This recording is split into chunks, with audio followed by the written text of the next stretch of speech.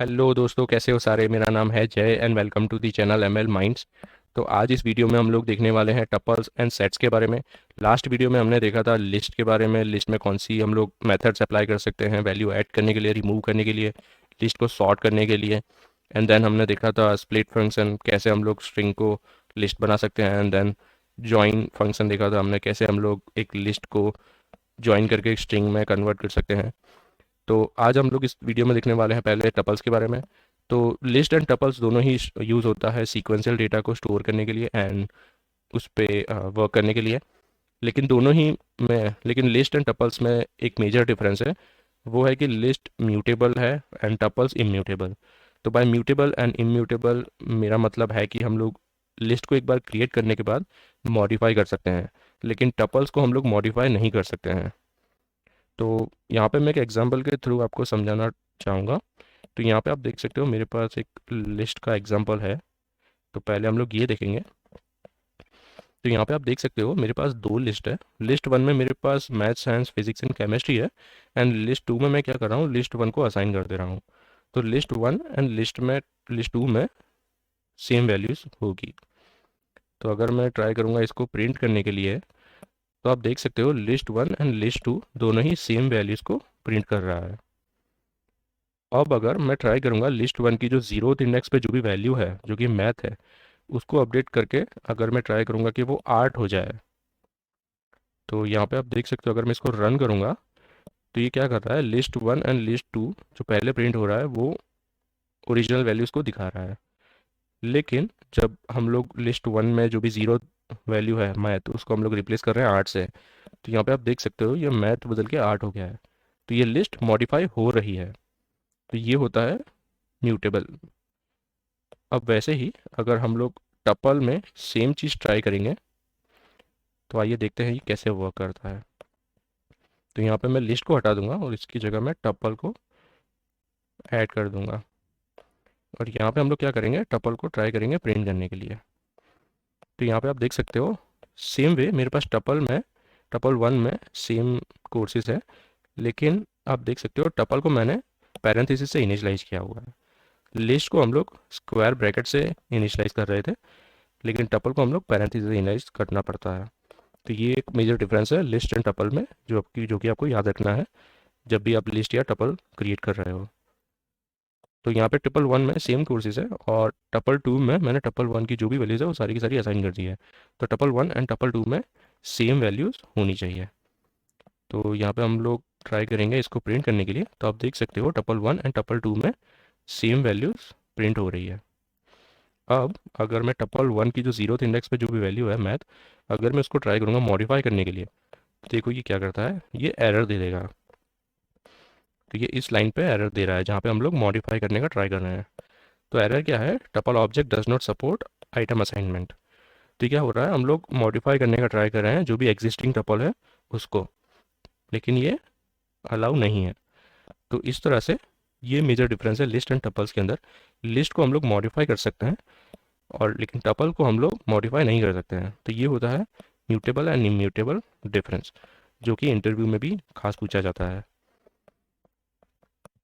तो ये है टपल्स के बारे में। तो जैसे कि आपने देखा कि टपल्स इम्यूटेबल है, तो हो इससे क्या पता चलता है कि जो भी हमने मेथड्स अप्लाई की है लिस्ट के अंदर वैल्यूज़ को ऐड करने के लिए, रिमूव करने के लिए, देखिए हम जैसे कि हमने लास्ट वीडियोस में देखा, हम लोग अपेंड मेथड का यूज़ कर रहे थे वैल्यू को ऐड करने के लिए, रिमूव मेथड का यूज़ कर रहे थे वैल्यू को रिमूव करने के लिए।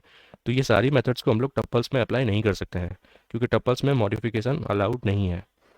लेकिन उसके अलावा जो भी मेथड्स हमने देखी वो सारी की सारी हम लोग टपल्स में यूज़ कर सकते हैं, जो भी हमने लिस्ट के अंदर देखी है। तो ये होता है टपल्स। उसके बाद हम लोग देखेंगे सेट्स के बारे में। तो सेट्स के लिए मेरे पास यहाँ पे कुछ सेट इनिशलाइज्ड है, तो उसको हम लोग कॉपी कर लेंगे। तो यहाँ पे आप देख सकते हो मैंने एक सेट लिया हुआ है सी एस कोर्सेज नाम का, और उसको मैंने कर्ली ब्रेसिस से इनिशलाइज किया हुआ है। तो ये आपको ध्यान रखना है, अगर आप कोई भी सेट बना रहे हो तो आपको कर्ली ब्रेसिस का यूज़ करना है अगर आप वैल्यूज़ ऐड कर रहे हो सेट के अंदर। तो सेट मोस्टली, तो सेट की दो प्रॉपर्टीज़ है। सेट एक अनऑर्डर टाइप का डेटा स्ट्रक्चर होता है, तो जो भी वैल्यूज़ हम लोग ऐड करेंगे वो कभी भी ऑर्डर नहीं रहेगी। तो जैसे कि हमने लिस्ट या टपल्स में देखा, हम लोग अगर उसको लिस्ट या टपल्स को बार बार प्रिंट करेंगे तो वो जो लिस्ट है या टपल्स है वो सेम ऑर्डर में वैल्यूज़ को प्रिंट करेगी जिस ऑर्डर में हमने वैल्यूज़ ऐड की है। लेकिन अगर हम लोग सेट को ट्राई करेंगे प्रिंट करने के लिए, तो आप देख सकते हो ये बार बार वैल्यूज़ अन ऑर्डर वे में प्रिंट करेगा। पहले फिजिक्स पहले है इसमें, अब देख सकते हो अब केमिस्ट्री पहले प्रिंट हो रहा है, अब मैथ पहले प्रिंट हो रहा है, अब केमिस्ट्री पहले प्रिंट हो रहा है। तो इस तरीके से ये एक अनऑर्डर्ड सेट होता है, इसमें कभी भी ऑर्डर नहीं होता है किसी भी वैल्यूज़ का। तो क्योंकि ये एक अनऑर्डर्ड सेट है, अनऑर्डर्ड डेटा स्ट्रक्चर है, तो इसमें हम लोग कभी भी इंडेक्स का यूज़ नहीं कर सकते हैं। तो अगर मैं ट्राई करूँगा सी एस कोर्सेज में जो भी जीरोथ इंडेक्स पे जो भी वैल्यू है उसको प्रिंट करने के लिए, तो ये हमको एरर दे देगा क्योंकि ये एक अनऑर्डर्ड है, तो इसमें हम लोग इंडेक्सेस का यूज़ नहीं कर सकते हैं वैल्यूज़ को एक्सट्रैक्ट करने के लिए। तो अगर आप एक वैल्यूज़ एक्सट्रैक्ट करना चाहते हो सेट के अंदर से, तो आप फॉर लूप का यूज़ कर सकते हो। तो हम लोग यहाँ पे लिखेंगे for value in C S courses and then हम लोग प्रिंट स्टेटमेंट ऐड कर देंगे। तो अगर मैं इसको ऐसे करूँगा एंड देन प्रिंट करूँगा तो ये क्या करेगा, जितने भी कोर्सेज हैं वो प्रिंट कर देगा। लेकिन अगर इसको मैं बार बार रन करूँगा तो ये आप देख सकते हो किसी भी ऑर्डर में नहीं है, ऑर्डर बार बार चेंज हो रहा है। तो ये होता है सेट। तो सेट को हम लोग मोस्टली यूज़ करते हैं मेंबरशिप टेस्ट के लिए। मेंबरशिप टेस्ट क्या होता है, अगर आप चेक करना चाहते हो कि कोई पर्टिकुलर वैल्यू आपके सेट के अंदर एग्जिस्ट कर रही है या नहीं, तो उसके लिए आप सेट का यूज़ कर सकते हो। तो फॉर एग्जांपल अगर हम लोग ट्राई करेंगे यहाँ पे चेक करने के लिए कि मैथ एग्जिस्ट कर रहा है या नहीं, तो हम लोग उसको कुछ ऐसे लिखेंगे, math in C S courses print statement के अंदर। तो अगर हम इसको रन करेंगे तो ये ट्रू रिटर्न कर देगा क्योंकि मैथ एग्जिस्ट कर रहा है। वैसे ही अगर मैं इसको मैथ्स कर दूंगा या फिर मैं इसको आर्ट कर दूंगा, तो ये हमको फॉल्स रिटर्न कर देगा क्योंकि आर्ट हमारे सी एस कोर्सेज नाम के सेट के अंदर नहीं है। तो सेट हम लोग यूज़ कर सकते हैं मेंबरशिप टेस्ट के लिए। और इसके बाद हम लोग सेट यूज़ कर सकते हैं निकालने के लिए कि अगर आपके पास फॉर एग्जांपल दो सेट्स हैं और अगर आप निकालना चाहते हो जो भी कॉमन वैल्यूज़ है दो सेट्स के अंदर या जो भी यूनिक वैल्यूज़ है दो सेट्स के अंदर, तो उसके लिए भी आप सेट का यूज़ कर सकते हो। तो उसके लिए मैं क्या करूँगा, यहाँ पे एक और सेट बनाऊँगा आर्ट कोर्सेज नाम का, एंड उसमें मैं वैल्यूज़ दे दूँगा math, science, art and design. तो अब अगर मैं चेक करना चाहूँ कि दोनों में भी यूनिक वैल्यूज़ कौन सी है या दोनों में से कौन सी, दोनों में से दो सेट में से कौन सी भी वैल्यू है जो कि दोनों में एग्जिस्ट कर रही है, तो उसके लिए मैं क्या करूँगा, इंटरसेक्शन मेथड का यूज़ करूँगा एंड उसमें पास कर दूंगा हमारा जो सेकंड सेट है। तो ये क्या करेगा, साइंस एंड मैथ हमको रिटर्न कर देगा क्योंकि वो दोनों में एग्जिस्ट कर रहा है। तो इस तरह आप इंटरसेक्शन मेथड का यूज़ कर सकते हो निकालने के लिए कि कौन सी वैल्यूज़ है जो कि दोनों सेट्स में एग्जिस्ट कर रही है। और उसी तरह अगर हम लोग निकालना चाहें कि कौन सी वैल्यूज़ जो कि सी एस कोर्सेज में एग्जिस्ट है लेकिन आर्ट कोर्सेज में नहीं है, तो उसके लिए हम लोग डिफरेंस मेथड का यूज़ कर सकते हैं। तो अगर मैं इसको रन करूँगा तो हमको फिजिक्स एंड केमिस्ट्री दे देगा क्योंकि आप देख सकते हो सी एस कोर्सेज में फिजिक्स एंड केमिस्ट्री है लेकिन वो आर्ट कोर्सेज में नहीं है। तो उसके लिए हम लोग डिफरेंस का मेथड का यूज़ कर सकते हैं।